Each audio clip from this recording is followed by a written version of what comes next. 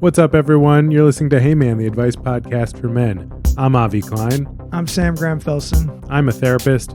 Sam's a novelist. Each week, we're going to answer your questions and hopefully get a few of our own questions answered as well. This week, our guest is David Coggins.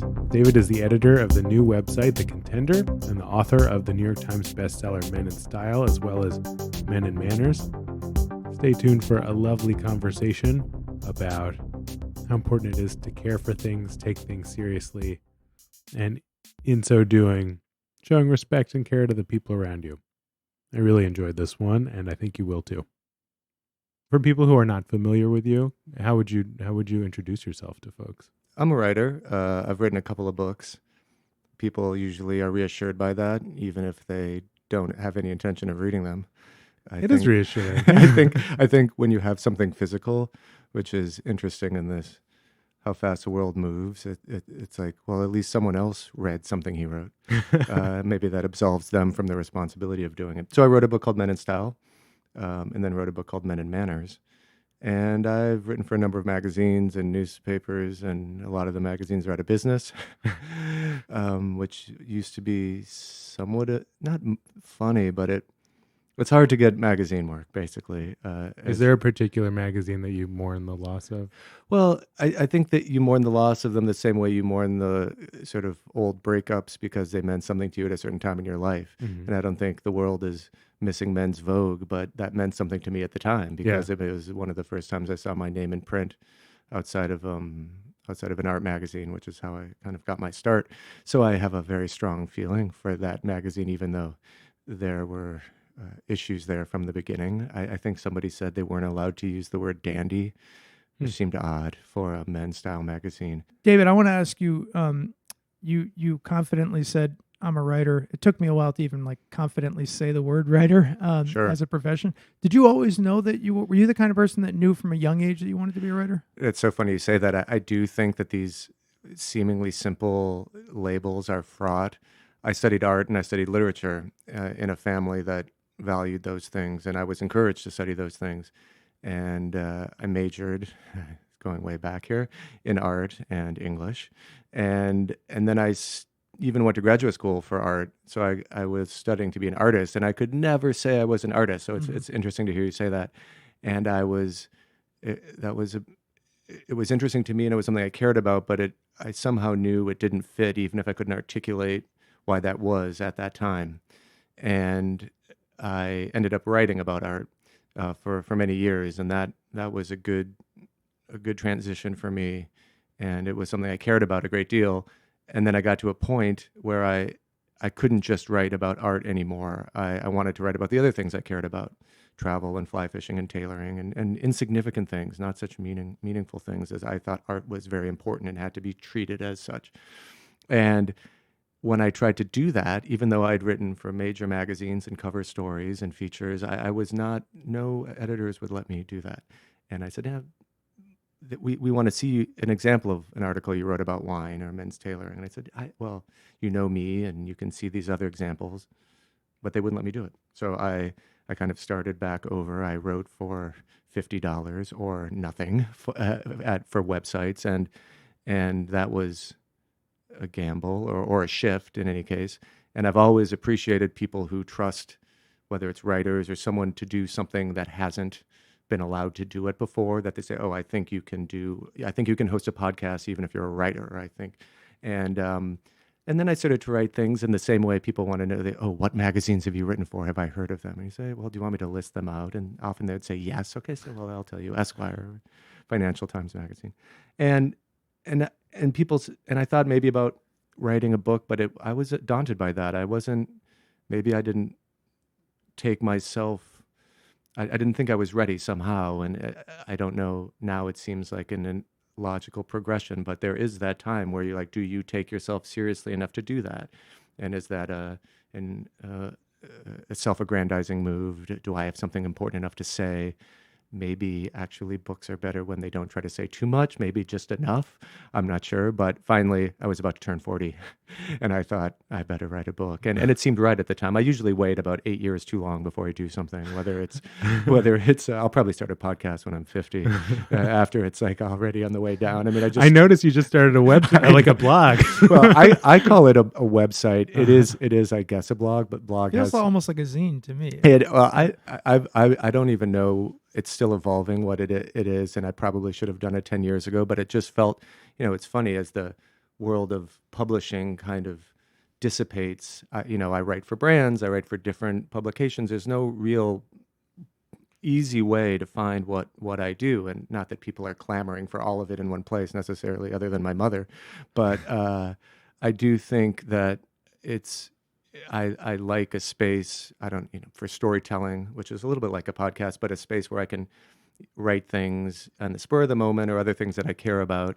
And partly because I for all of the noise we're hearing right now, you can't always find about a story about a crazy hotel in Idaho or a natural wine or some idiosyncratic thing or by poor Minnesota Vikings being terrible or all those things that I feel like people want to be connected to. And I don't think the media is in the grander sense necessarily serving those needs. And maybe that's why people respond to podcasts so much, because they're so much more personal and idiosyncratic.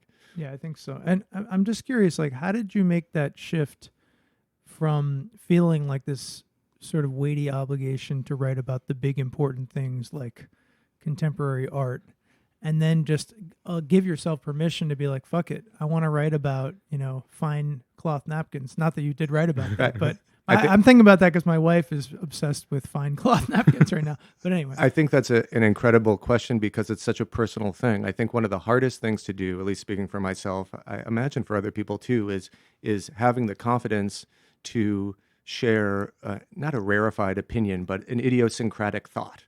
And I think that's why people, they tell, oh, this is the story of my childhood, or this was some hyper significant thing that happened in my life. And there's time for that. But I also think if I read someone who, Ian Fraser in The New Yorker, he didn't like seeing all these plastic bags in trees, so he made this tool that could get plastic bags out of trees. He wrote about this for The New Yorker, and then his big moment was when he was asked to get the balloons out of the ceiling of Grand Central. And obviously this is like ridiculous and wonderful at the same time, and I like that.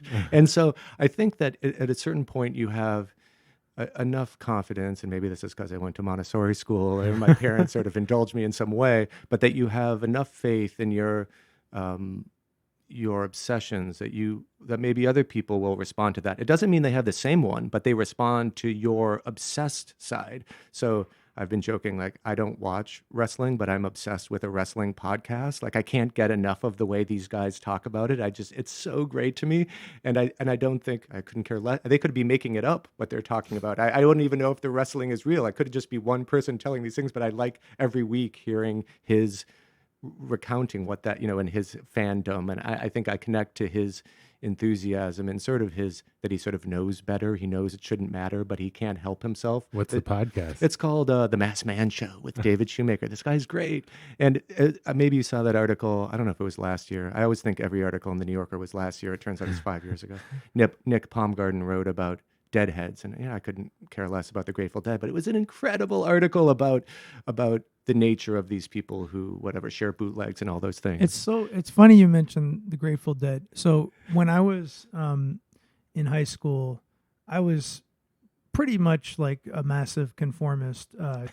Just like, I'm from Boston, but I liked the Bulls just because it was cool to like Michael Jordan. Sure. Like that much of a conformist. I couldn't even like my own home team. And my senior year, junior year, I made friends with this guy who was like the only kid at our school who was really into the Grateful Dead, and did the whole thing with the bootlegs and ranking his all-time concerts and this and that, and knew all 90 versions of Dark Star or whatever, and it was that guy changed my life because his infectious enthusiasm for this one thing made me realize, wow, this is what authentic following your nose interest looks like. Wouldn't it be cool to be the kind of person to just be into shit authentically? Well, it reminds me, like, when I was reading some of your work, it reminds me of like collecting baseball cards or dinosaurs. Yeah. Like that's when it starts, and it kind of never stops. Like if you really care Right. about something, you just go all in. And I feel like there's an art to loving something. And I think that you can see that it's natural in the way children are, but it also helps if you're encouraged to do that. And that can be through your parents or an uncle or friends.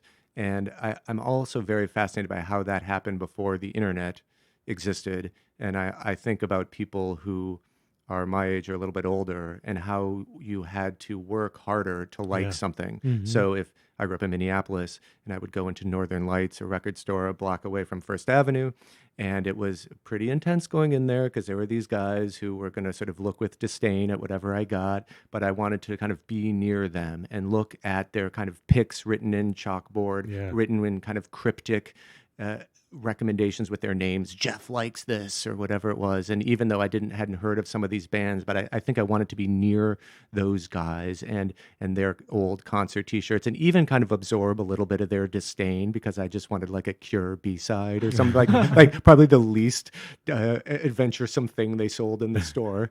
And They rolled their eyes at of you course, the second you left. right. And I think while I was in there, I don't even think they waited. And I probably kind of needed that in a way. But I think that the way that you had to seek those things out at that time, in the analog pace, and I think that there was a skill to that, and that was useful. I think now you can find so many more things, which is good too, because you can find like-minded people who are obsessed with the Smiths or Godard or whatever it is when you're younger. But you don't.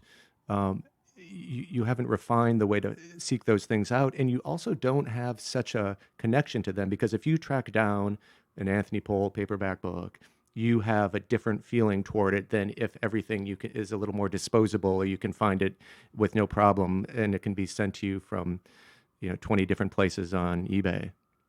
yeah, I'm thinking about like when I'm listen to something, I find something new on Spotify, and then they're like, people who like this, and this, and this, and versus like the searching and the quest for like what's going to give me the feeling that I feel, right? It's like part of the feeling is the search. So, it's funny talking with you.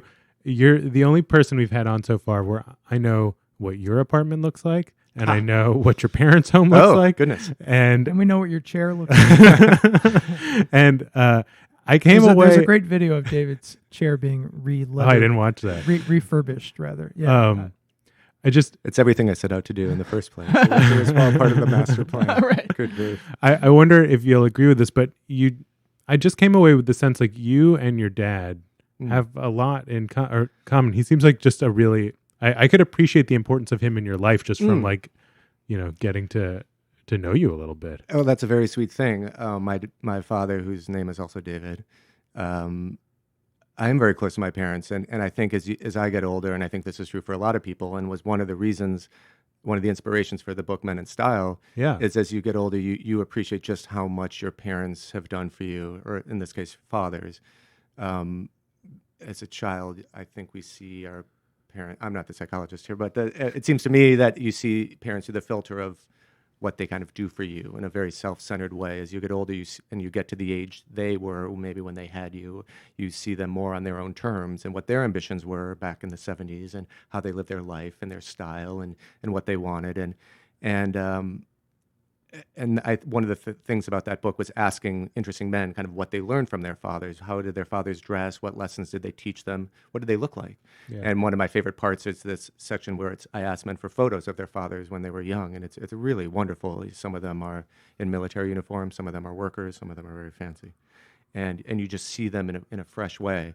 And I think I've been lucky enough, and I don't think you always realize how lucky you are to be encouraged to read things and to be exposed to artists and travel in that way. And social media is a funny thing because it's a presentation of the way we live. And of course, my dad, I mean, talk about coming full circle. And I've talked about this before, he edited my writing when I was a boy. And he edited it pretty aggressively. It wasn't like, nice job. My dad was a pretty harsh editor. And so, of course, he denies this now, but I remember very vividly, I would show him my work. He would take out his pencil. He'd be sitting at the couch reading the New York Times, listening to music by the fireplace, and I could stay up past my bedtime. on days that I had to do these assignments, and he gave it back to me, and I had to go edit it and clean it up, and and that was hugely important. I realized in retrospect. Fast forward, he was working on a book called Paris in Winter, and I edited that. And it was like, did I ever sharpen my pencils? I was like, I've been waiting 25 years to get back at this. And then his book is great, and I encouraged him to get on Instagram. And his biggest fear in life is somehow having to join Facebook and being forced to like something. And I said, you don't have to join Facebook. You just join Instagram. You live an interesting life, your visual sense of style. And he said, I don't know. I feel like I'm going to be pulled into this whole thing. And now my mom calls herself an Instagram widow because my dad is on it so much. And I see my friends interacting with him, and there's some emojis are involved. And I was once I was in a store in Soho, and a man came up to me and said, are you David Coggins? And I sort of acted like that happened a lot. And I was like, yeah. It's like, you're David Coggins? I said, yeah. I'm just trying to enjoy the store here. And he's like, you're at Dr. Coggins on Instagram? And I was like, oh, God, that's my dad. No, sorry. And that happens quite a bit. I feel like so many of the kids I grew up with had almost like an ambient sense of embarrassment of their dads because they dressed, dorkily and didn't care about their clothes and used the wrong lingo almost deliberately to try to mock kids' lingo, but then ended up looking like fuddy-duddies. Right. Was your dad like a cool dad? Did you feel like your dad was cool? Like, because I feel like that's a rare thing if so. I think it's funny thinking about it. We grew up in, I don't know if this is normal for you, we couldn't have sugar cereals, we didn't have cable, we didn't have a Nintendo. That's how I grew up. The furniture was uncomfortable. My friends were a little bit ambivalent about coming over because we didn't have the basement spread with the game system and the Doritos. But then I realized later that my dad could give them advice that their parents couldn't. And if I had friends who had more creative ideas that were not being encouraged, understandably so. In a weird way, I always think people get better advice from other people's parents because they're not so invested in them becoming a doctor or whatever it is. But I do think my friends responded to them. We grew up in my sister and I grew up in a creative household. My parents lived in Europe before we were born. And then when we grew up, they were involved with a theater group that had a lot of people who were French in it. And every Monday they would come over to our house for dinner. And they were all a little bit younger than my parents, probably in their 20s. And the theater group was new. They're very wonderful.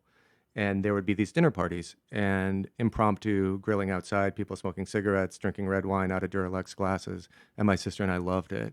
And I realized that was a huge, I don't know if we thought it was normal. I think we knew it was special, but I think it informed us in some way. We were used to being around adults, and we're used to being around adults who told stories and sang and climbed trees. And I think there's, I don't know if it's the introduction to the first chapter of Gabrielle Hamilton's book, Blood and Bones, the chef from Prune, who's just a wonderful writer. She wrote about parties. Her father worked, I think, as a set designer. I might have that wrong. And the theater group came to their farm on the outside in the Pennsylvania countryside. Again, the details are a little hazy. It was a New Yorker article about 10 years ago.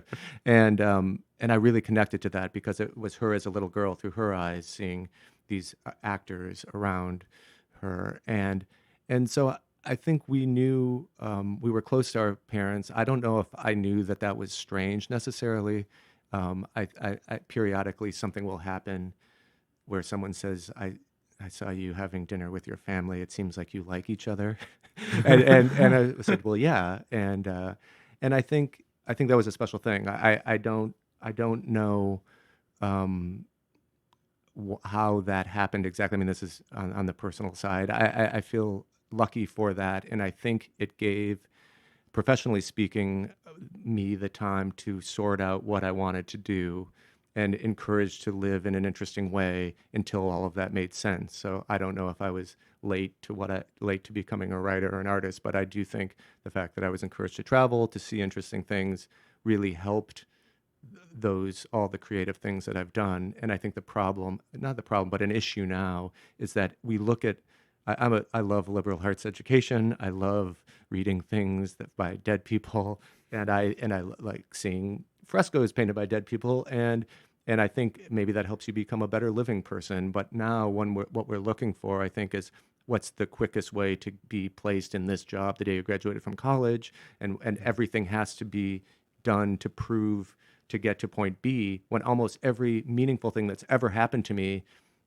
I had no idea how it was going to turn out. And if I did, that would have seemed too cynical in a way. I think we have to be encouraged to, and one of the things I'm grateful for is to have spent time, I don't know, it's like Tenenbaums, where the Gene Hackman takes the kids out to take it out and rip it up, and they have an afternoon on the back of a garbage truck. It's not like they're trying to get into Harvard. He just wants them to like be involved in a cockfight or something, which I was not involved. I think I couldn't handle the intensity of that, but I did like garbage trucks as a little boy. I don't know. I got to press the button once, and that was very exciting. I was thinking, like, so with your first book, right? It is. I mean, you write a lot about, there's a way in which you're sort of teaching men about how to be men, right? About a certain aspect of being a certain type of man, right? Like how to take care of yourself, right? I think it's funny. I don't think I set out to do that. And I think I want to ask each of us to ask more of ourselves. Mm-hmm. So that's not me telling you how to be, but I do think it's worth asking more of yourself. Mm-hmm. And so I think that men know that. I think that exists somewhere close to most people, and it just needs to be encouraged. And I'm not saying I'm the one to do it, but I think most people know somehow that they want to do the right thing. And I think when the second book, Men and Manners, came out, one of the questions I'm asked about most is tipping. Tipping, and people, I think people, they're not trying to get away with doing the least. They want to know they're doing the right thing, and that's why we come up with numbers and guidelines and all those things. But how did people come to see you as the guy to ask about this stuff? I think it's funny, and I everything I've done, it's probably because I spend way too much time thinking about it. And I think what happens is if you obsess over ties and Oxford shirts and you've written about it, then people will listen to you. And if you spend way too much time thinking about manners and etiquette and hopefully write about it in a way that people can connect to, I think you can study it, you can try to be an authority, but if you don't make some sort of connection with people, it doesn't matter how much you've studied or what you're quoting. And I hope that I should also say, like, I tried to do it was fun and strange and weird to do that for the first time, and I was a little insecure. If you say I wrote for Bergdorf Goodman magazine, and at that time the late Glenn O'Brien was editing it, and I was writing about etiquette in a sort of uptown way, and that felt a little bit unusual, but I saw the way he wrote and was encouraged by him, which was a really valuable education, working with him over the years. And so you see how it looks in print, and you feel maybe you get not better, you just get more assured over time with expressing your opinion, and maybe you can do it with some humor.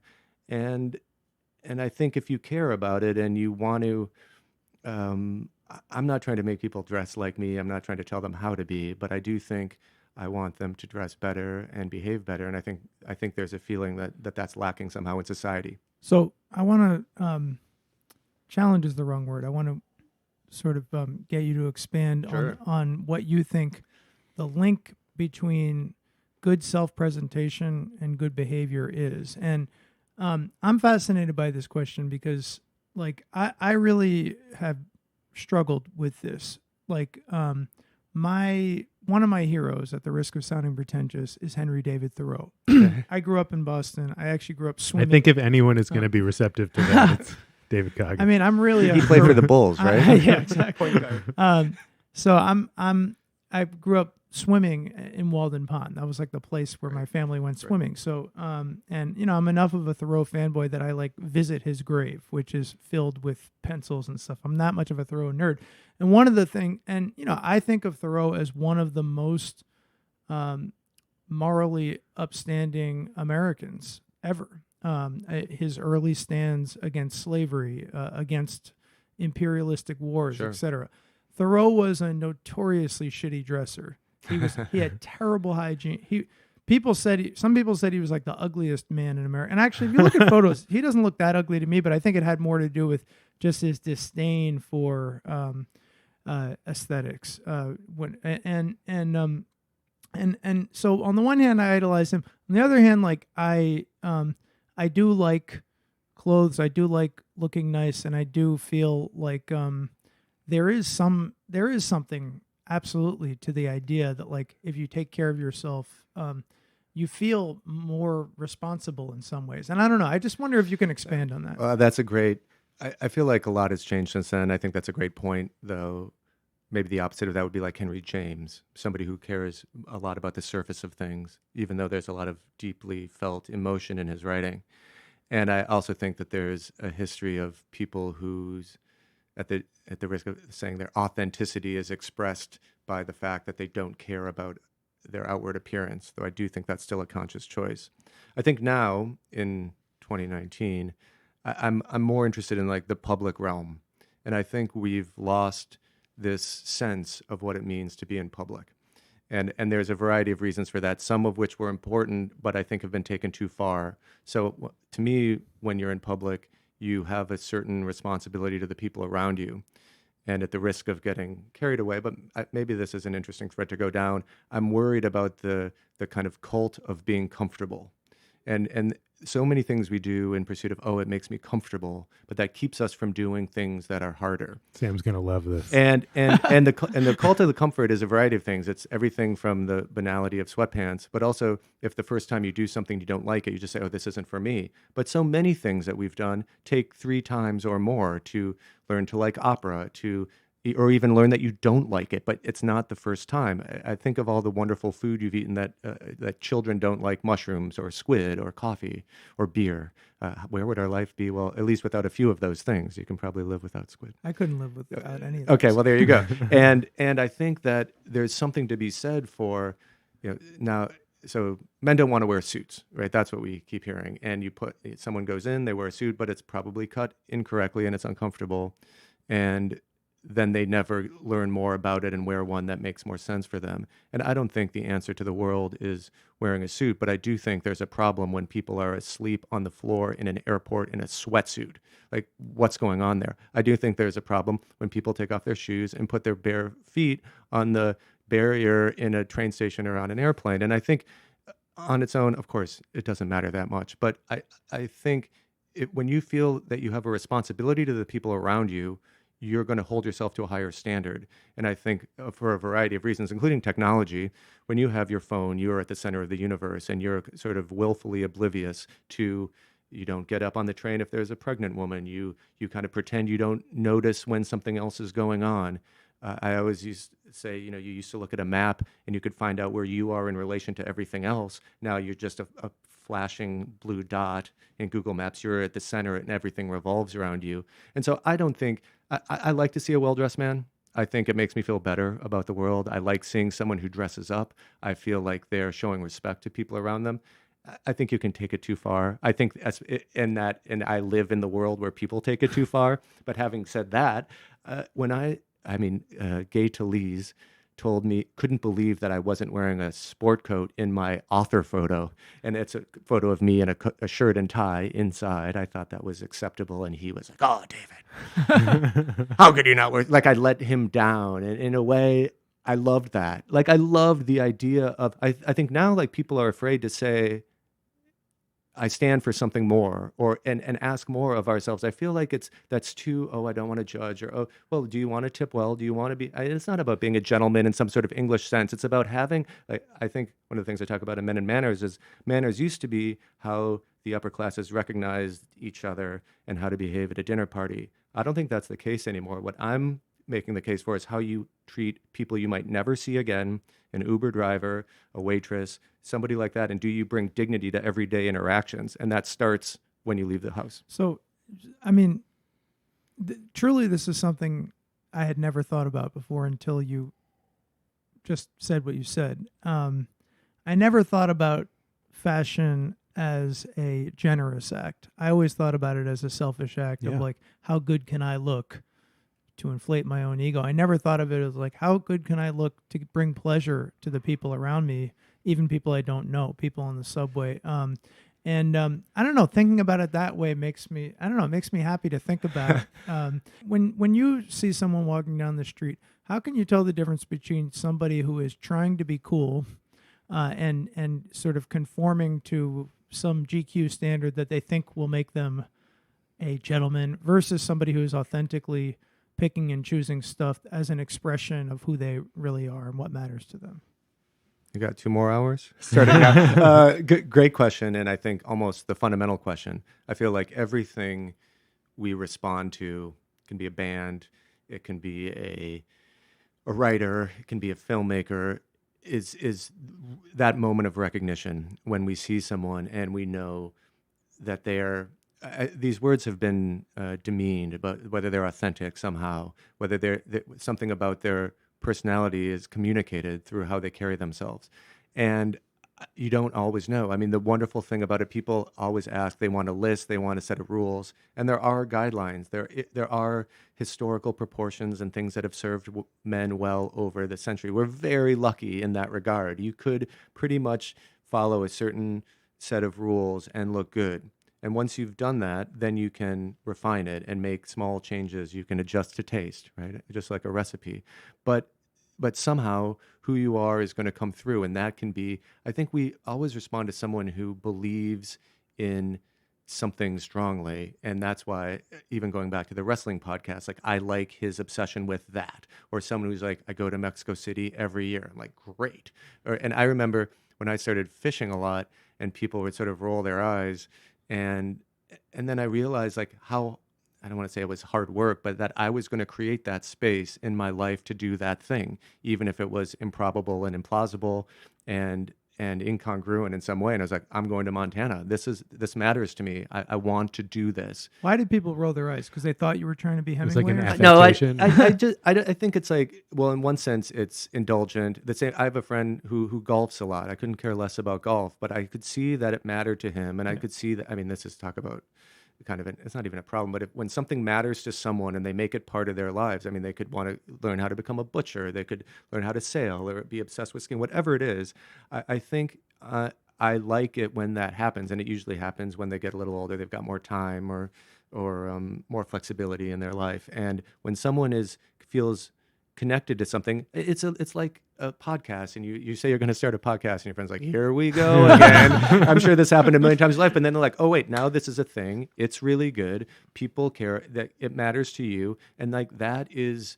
Like that's noble. I mean, and if you don't care about something, I don't even know what's going on here. I mean, like what, like, and that's why I like going to the theater in the day and seeing like crazy obsessive people at Film Forum. I like seeing the way I like going to the opera, and even I finally went to a Wagner opera. I was like terrified to do it. I finally did. I was like, and it went.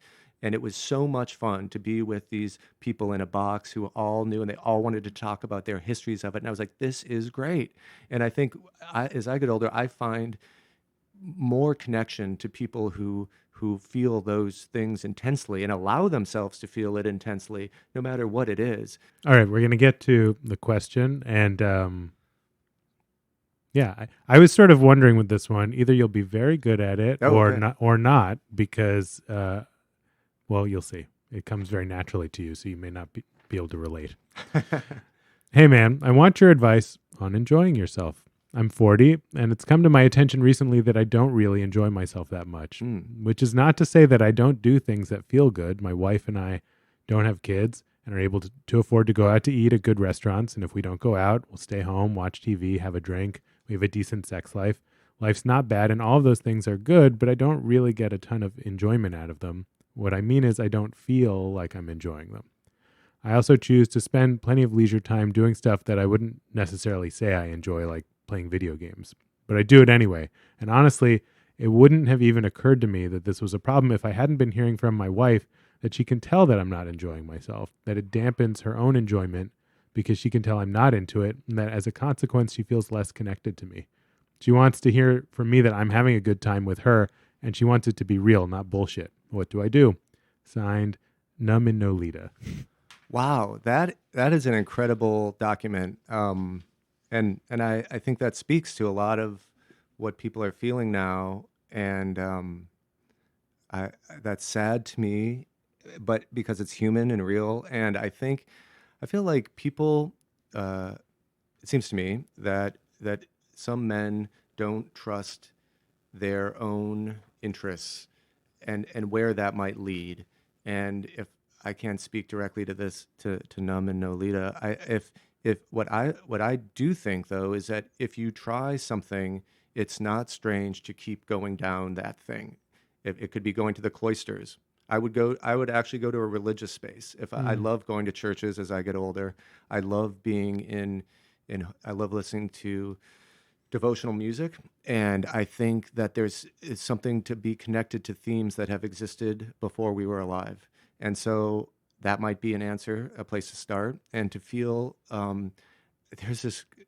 I don't know if you know that Sir Kenneth Clark had this book called Civilization, and then this miniseries called Civilization, which is really an old line view of Western civilization. It was on the BBC, probably late 70s, early 80s, and oddly came to PBS in America and was a huge success in America, even though most of the stories were taking place in Western Europe. It's definitely not been updated in any to deal with any of our views, but seeing that, watching those shows, which you can get on Netflix, they were actually filmed, even though they were on television, but in film, and it's very interesting to see the kind of this one view of Western civilization, and you feel a connection to something, even if it it kind of fudges over some details, and being part of those things has meaning, and I think you feel that more over time. And I don't think it happens by listening to the latest song or seeing the latest TV show. I think it can happen. I mean, when I see The Marriage of Figaro, I feel, or if I'm in Paris, like I'm proud to be a human being, and I think that to do that, and that it doesn't have to be grand things. It can also be modest things. You could get into gardening, and I consider fishing a modest thing in that way. It's an act, a repeated act, a solitary act, punctuated by excitement, usually in a beautiful place. You can do that. That could be in a park if you're walking or doing these other things. And I think that I feel like going back to those things necessarily has meaning, and I don't think, and I think you have to allow yourself to do that. And I would go to see the Duccio at the Met. I would go to like pre-Renaissance art. I would start there, and even if you react against that, that might be the right direction that you want to get in, and you might find yourself into a new space of purpose. And you got to be open to it, and you can't like. And it's going to make you uncomfortable. Well, yeah, and honestly, like I feel like we're so encouraged, whether we realize it or not, to be a little bit glib. That's the way the culture works now, and you kind of got to be open to big ideas. And yeah, it's how do you cultivate openness? I think that's well, also a good question. I think if this man obviously has a sensitive partner who is aware of that in him, and to be with someone who cares about you in that way is really good. Yeah. Because then it's not like she doesn't know that about him and he feels isolated. He feels that maybe he feels bad in a different way because she truly sees that in him. But I think that starting that way with a partner who's invested in your happiness is a good way to be. And I think you can talk. I mean, I love conversations. I love talking to people, and I love, big ideas and the vulnerability that comes with those things. And I think if you can, there's nothing wrong if you talk to a therapist, if you talk to your wife or partner or whomever it is, you talk to someone. I mean, in a way, I was talking about my dad being able to give my friends advice because their parents maybe couldn't give it to them. Maybe there's somebody else in your life who can give you encouragement to follow your interests in a way that might you got to be out there a little bit, and I think people respond to that too, incidentally. I mean, so much of what you're talking about is what is now somewhat often derogatorily labeled analog stuff, right? I relate to it. As I said before, I had to just quit social media cold turkey because it was affecting me too much as a human being in a negative way. And I do think, I think one of the other, I mean, at the risk of just sounding like a nearly 40-year-old curmudgeon who's like turned against the internet, I do think, like, for me, one of the most insidious things about it is that it's the shit that we look at on the internet is too likable. It's too likable, and it's too like it's just pleasing it's all the too time. tasty, right? Yeah, and Or angering. or angry, but anger can be tasty too, right? It can and I think, like, getting out and seeing and doing stuff with your hands, gardening, fishing, going and physically seeing art in a museum and feeling the wear and tear on your legs when you're standing in front of a piece of art. I just think that messiness and that discomfort, like, when you feel the effort of engaging with stuff, you just feel, I don't know, you feel more human. I was thinking, like, one of the, again, I it's funny that I feel like I have to apologize for saying something like this before I say it, but it just shows the kind of time we're in. One of the best experiences I've ever had in my life was after I finished my novel. I was waiting for my editor to get back to me, and I had a week where I just didn't have anything to do. And I was like, you know what I'm going to do? I'm going to go to the Met every day this week. And I just went to the Met every single day, and I spent one day in the Polynesian art room. Love it. Great. I'd never done that before, Yep. and I always would skip the Polynesian art Yeah. room, just go right to the, Totally. 18th century stuff, or Manet. Yeah. and the Polynesian art room blew my mind. I mean, these, like, unbelievable canoes, like, hanging from Yeah. the ceiling, and it's funny. It's like I haven't done that since, but that was, like, one of the best experiences I've ever had in my life. And I haven't done it since because, in part, it was kind of a pain in the ass to schlep all the way from Brooklyn up to the Upper East Side. And it is hard to go to it's physically tiring to go to a museum. But it made me feel more alive than I had felt in a very long time. And I think, and it just strikes me that, like, part of what Naman Nolita is talking about with this daily routine, a lot of it is watching TV. I like TV too, but, like, even in the golden age of television, let's be honest here, like, how good is a great TV show compared to seeing a masterwork of art or reading a great novel? I don't know. I mean, there's something too easy about it. I think the question is self-sufficiency and how passive you are. And I think one thing that we have now is a lot of passivity because of the technology we can watch. And it's happening to me. I listen to so many podcasts, audiobooks, and I'd listen while I'm driving, and then I might listen to them on the train afterward when I should really be reading. And I think that one thing that we're missing is the discipline that it takes to be engaged and focused. Everything that comes with walking on the street without any stimulus, in addition to what you see, but not hearing something. I think being able to be in a room on our own, being able to be in a museum with nothing going on, being able to fish on a river, sail, whatever it is. And I think that we're losing the capacity to interest ourselves in a private sense. Avi, I'm curious, like, as a therapist, I mean, it's interesting.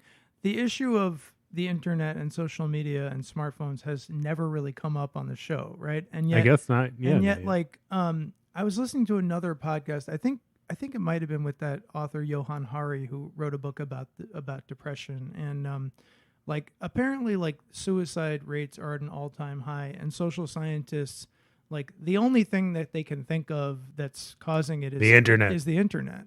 It's just, like, the level of, the level of both hyperconnectedness and isolation and narcissism that it's fueling. And I'm just curious, like, usually, like, we go to the just deeper psychological roots, and, like, it does sound like maybe this guy is struggling with certainly with if you're some kind of if you're not depression. enjoying things, Yeah, that's sometimes a sign of I think if you're not depression, enjoying things, that's, like, the sign of it's depression. called anhedonia. But do your client, like, do you talk about, like, the kind of dehumanizing effects of just being online all the time? Like, does it feel like an epidemic to you? I think a couple of years ago it came up more. I think at this point it's so readily accepted that social media makes you feel like shit that it's, like, kind of like a... Isn't that crazy, though, that that's accepted?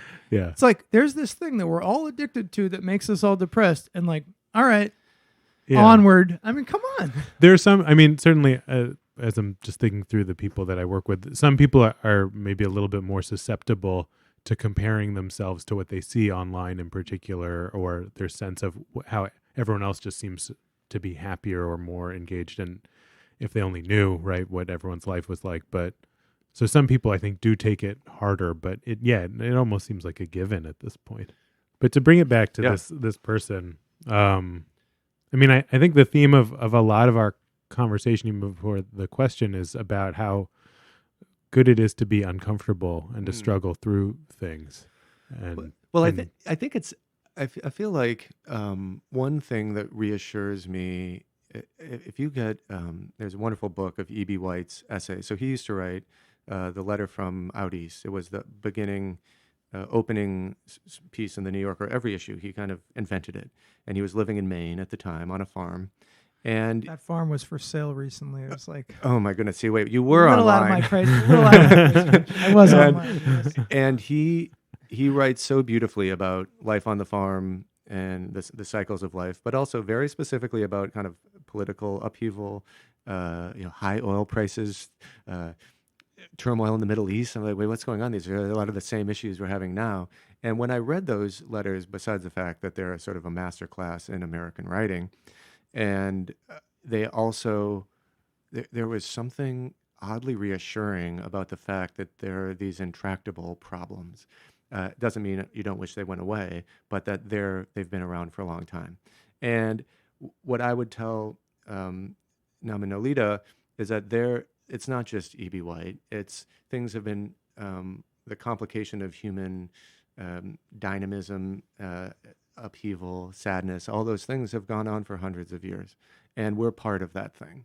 And I find that reassuring. I like knowing that if you want to listen to it, John Dowling, In Darkness Let Me Dwell, 1605 was written. It's on ECM label. Incredibly beautiful music, written at the same time as Shakespeare.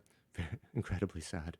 I find it very reassuring. Like, I like sad songs. Mm-hmm. I like being around people who are sad. Not the authors who are sad, films that are sad.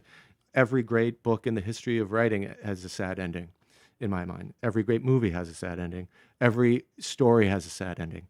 And I find that reassuring. And I can't speak to Namanolita, but I do think knowing that those things have existed and that challenge is enduring, it's not getting solved. It's living with it. Mm-hmm. And once you know that, at least to me, like, I find that good. I think the when you try to solve it, then you're worried about the fact that it hasn't been solved. I'm here to say it's not getting solved. It's learning to live with a certain amount of discomfort and sadness, and it's not going to get fixed by social media. It's not going to get fixed by professional success. It's learning to live a complicated life that we're all going to have, and with all the pleasure, with your wife or girlfriend, professional success, there's still going to be those undercurrents, and to be honest, being an adult is coming to terms with those. What I'm hearing you say, which certainly resonates to me as an adult, as a human, and as a therapist too, is like, I think you're reading into his question perhaps accurately that we often cope with the sad reality of life by trying to numb ourselves to it, right? And that what makes you really feel alive is to embrace what's sad, to feel connected to others, to feel what's sad, but the sadness is also what's beautiful about life. Yeah, I mean, yeah, I think when I was younger, I had this like ridiculously, appropriately naive view that the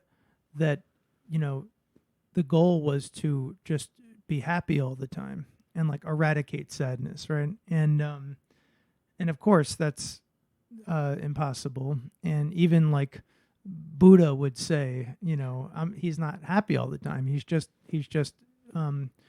feeling equanimous in sadness and feeling equanimous in happiness, and he's feeling both all the time. And I think it's just like I still have to constantly remind myself that like feeling either sad or in pain or uncomfortable, all of the negative emotions,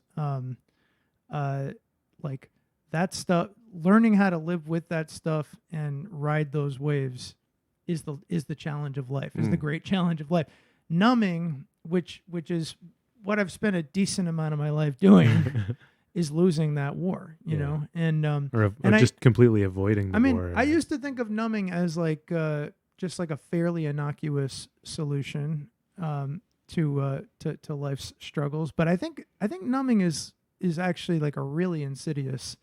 I don't even. It's not even a method. I mean, it's avoidance, right? Numbing is a form of avoidance, and I mean, and the worst form is when it's like so harmful to yourself that you get addicted to something that really fucks you up, you know, which many of us have.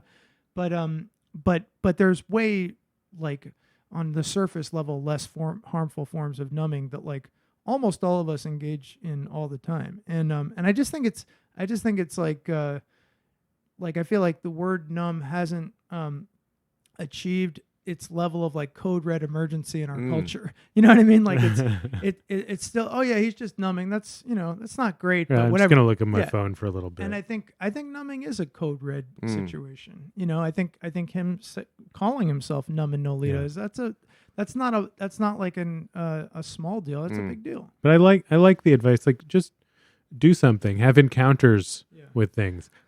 I just built this computer over here last week. I'm very proud of it, which is why I bring it up. I've never done anything like that before in my life.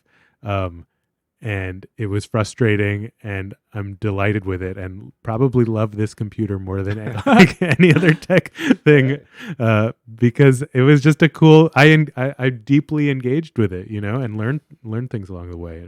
I along those lines, I planted a garden on my roof deck with an enormous assist from my father, who's like a very serious gardener.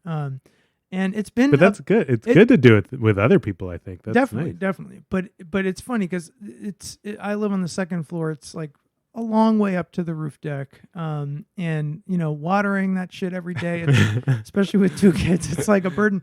And like we've barely gotten anything, but like getting like one cucumber was just the best feeling. It is and a really good and we feeling. started to get some tomatoes in, and watching my son pluck them off of it was like, you know, it was a huge pain in the butt for like arguably $1.50 worth of groceries. It was like months of work for $1.50 worth of groceries, but it was awesome. That, I feel like one thing that happens when we're in New York, I don't think it's an accident necessarily that this writer lives in New York. And when I leave the city, we have a cabin in Wisconsin where lots of vegetable gardens friends have.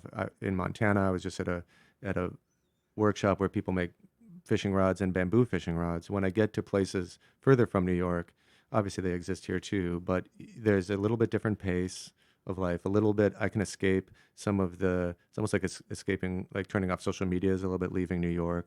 People don't really know what I do or particularly care about it. It helps me kind of recalibrate some of my priorities, things I thought mattered or things I got mad at when I'm out here seem so absurd when I'm outside the city, of the further I get from it. And I like being around people who are doing something like physically satisfying to them. I mean, carpentry or making a bamboo fishing rod, and seeing it, watching that become real. And I feel like that's missing in a lot of people's lives who are in the tech industry or in sort of the creative world on the coast. And I feel like having a garden or having something you feel beholden to in a way. Obviously, that can be a family, but it can also be an activity that feels like it matters to you somehow. It can be fishing. It can be something else. I mean, I would like cook if I was to give someone advice. I remember when I think a long time ago, I was like newly single. I was living alone. I was like, I'm going to cook. I would call my mom every night, asking her for some specifications for the recipes I couldn't quite make. The Minimalist, Mark Bittman, and that was a really therapeutic thing. And I think it's important to be able to have something that you can connect to in that way. It's not going to solve everything, but I do think it makes you feel not in the stream. I think there's some sort of way where we feel floating somehow, and that's why the stream of Twitter keeps moving by us. The scroll of Instagram is moving by us. The successful friends we're focusing, or whatever it is that in your life, and you it's hard to get some tangible connection to a place, or to a garden, or a vegetable garden, or to the craft of writing, or to whatever it is. And I think that when you feel those connections, I think that's a good start.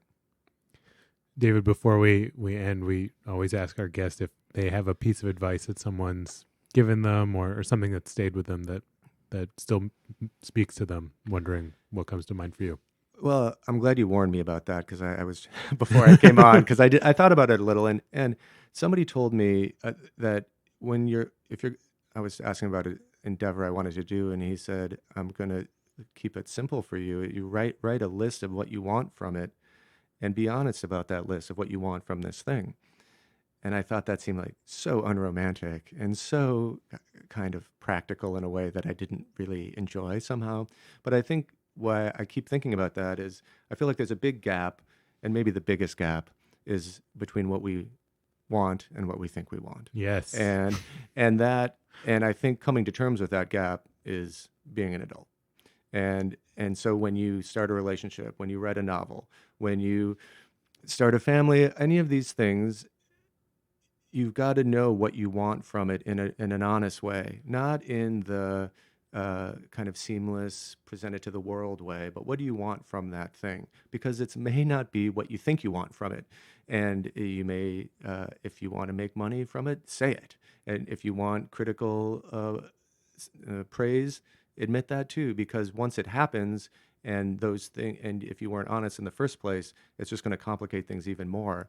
And I feel like we don't, for all the imagery we focus on every day. I mean, it can even be true about when you're going on a trip, what you want to do if you're going to Paris or Venice or Los Angeles. Like, what do you really want from that trip? And I feel like sometimes I see people and they're so busy, and I'm like, did you enjoy all that? Like, there's something to be said for sitting in a beautiful bar or cafe in Venice and loving that. But someone's like, no, I've got to keep going. Right. I'm like, well, okay.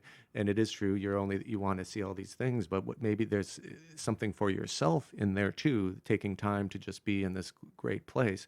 And so I'm very interested in how, in being honest about what we want from the things that we say we want. This has been coming up a lot in the last few weeks, and I don't know. There's something both incredibly vulnerable and potentially powerful about being clear about what you want. You know, it's kind of embarrassing to say I want this. You know, I think that's also that's why it's so hard for people to define the terms of success for themselves, because there's very obvious indicators, and most of them are bad. It's like an expensive watch. It's like, right. I'd rather not, that shouldn't be it. Or an ugly car or some other thing.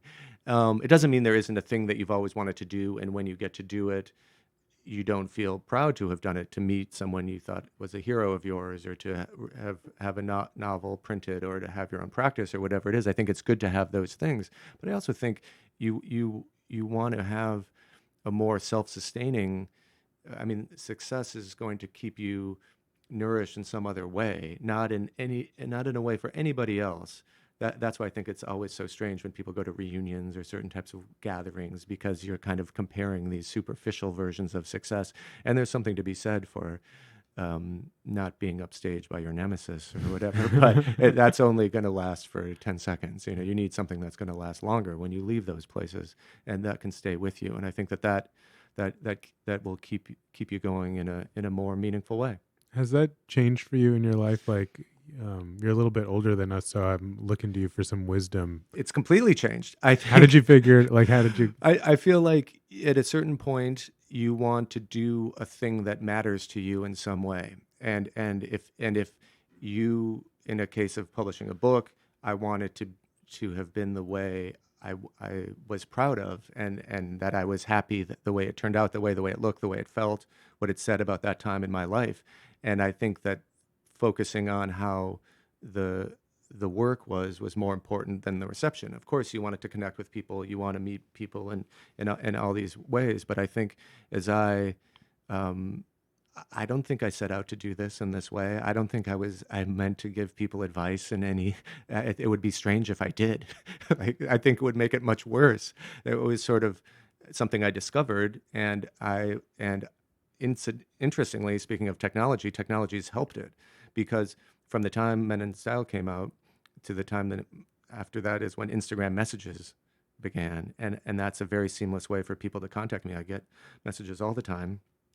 And I was either smart or very foolish to say on some other podcasts, I always respond to the messages, which I do. And I get asked questions about where to travel or how to dress or all sorts of things. And I think that that's a nice thing. And I ultimately, and I think that it's nice to connect with people in some way, even if it's not as meaningful as you giving them life advice or helping them through more deeper problems. Sometimes it's just helping them be a slightly better version of themselves, or just some small way, or to show that it's worth wanting to improve themselves in some way or be a better version of themselves. And so I like being able to write for people, and I like helping them. And I never thought that would be the case. I honestly, in some way, it's helped me be a softer person and a gentler person. I mean, if you write a book about manners, you have to behave better all of a sudden, people. And I don't want to be, well, you wrote this book, you only gave us 10%, whatever it is. So I thought, and maybe in a weird way, I wrote it to try to be a better person. Not that I set out to do that, but it maybe it did that to me in some way, and that was probably a good thing. I think that's so true of so many things. Go ahead. No, I mean, definitely having our own advice podcast has made us both moral paragons. But seriously, it definitely has made me push myself a little bit harder to be a non-hypocrite, because I'm like, shit, I don't want to feel like I'm out the pot calling the kettle black. If I'm going to give advice, I want to a big thing that we've talked about on this show is just being confrontational and saying no in a direct way rather than kind of slithering out of it sometimes. And I don't know, I did that last night. I was proud of myself. I rarely do that. I probably wouldn't have done that if it weren't for this show. But David, I also just want to say, like, even though we did touch on, sort of embracing unhappiness and, kind of like connecting to the, in the words of William Faulkner, the eternal verities of the fact that we've all felt gloom from time immemorial as human beings, and it's part of what being human is all about. I do think. Which part of that was the Faulkner quote? And which part of that was you had? The Faulkner quote was the eternal verities. But that was like the most that was the most purple thing I've ever said on this podcast. No, but I just want to say that, like, what I have really enjoyed in our conversation with you, and just reading your stuff online. And even though I'm not on Instagram, looking at your Instagram, because beautiful. You can still look at other people's even if you don't have an account yourself. Just that you take pleasure seriously, and I think that it's too easy to dismiss pleasure as trivial. And I think like the older I'm getting, the more I'm like, pleasure is what the game is all about. If you're constantly pushing it back and saying, I'll have pleasure later, or at some point I'll experience pleasure, like, then you're going to be the old guy that put it off, Right. Well, that's a nice thing to say, and thank you. And I think there's something about the joy with being alive, and what are those things, and getting closer to those things when you realize what they are to you, and that can be eating lunch outside in the country with people you care about. It can be drinking slightly too much and knowing it, and then saying you're never going to do it again. And it can be being in Florence, and it can be fishing for me and those things. And as I get older, I'm much more aggressive about pursuing those things than I was. And I think that is an important thing. And I think if you don't make an effort to get closer to the things you care about, no one else is going to do it for you. No one else is going to encourage you to start and make habits and have hobbies and do those things. And there's a little bit of selfishness in there, but also ultimately a generosity, because you can share those things with other people. Mm-hmm. If I go to someone's house and they've made some beautiful souffle, like, I love that. I love feeling connected to them. Of course, it's delicious, but it's also a thing that they did that they're sharing with me, and that's what else is there? Yeah. I mean, ultimately, and if I can be with someone and they catch a fish for the first time, ultimately, like, it's amazing. And I think that when I see the people that I'm close to, I see people who love to travel, love to eat, love to be outside, have like strong passions, often sometimes ones I don't share, but like that they're in touch with their passionate side and the things that they care about. And I think that's an important thing. And the closer you get to those things, the happier you'll be. Great. We'll put this all up in the show notes, but where can people find you? People can find me, well, I have a website now, The Contender, which deals with a lot of these things. It's travel, style, fishing, drinking, etc. That's thecontender.co. They can find me on Instagram. My assistant does all that. I've never been to any of those. I've never taken any of those photos.